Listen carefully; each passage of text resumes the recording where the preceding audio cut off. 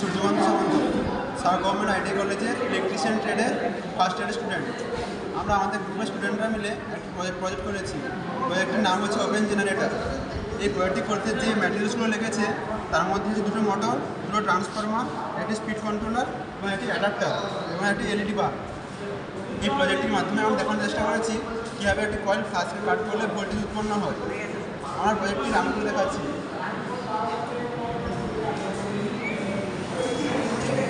এখানে আমরা আইসি ইঞ্জিনের পরিবর্তে একটি মোটর ইউজ করেছি, যে মোটরটি কয়েলটিকে ঘোরাচ্ছে। এখানে দুটো ম্যাগনেট লাগিয়েছি এবং ম্যাগনেটের মাঝে একটি কয়েল ফিক্সড করেছি। এখানে কয়েলটি ঘুরছে এবং ফার্স্ট কাট করছে। ফার্স্টটি কাট করার ফলে ভোল্টেজ উৎপন্ন হচ্ছে। উৎপন্ন ভোল্টেজের মান কম হওয়ার কারণে আমরা দুটো ট্রান্সফরমারকে সিরিজে কানেক্ট করেছি। এর ফলে ভোল্টেজটি স্টেপ আপ হয়েছে এবং এই ভোল্টেজে একটি এলইডি বাল্ব এখানে গ্লো করছে। নমস্কার।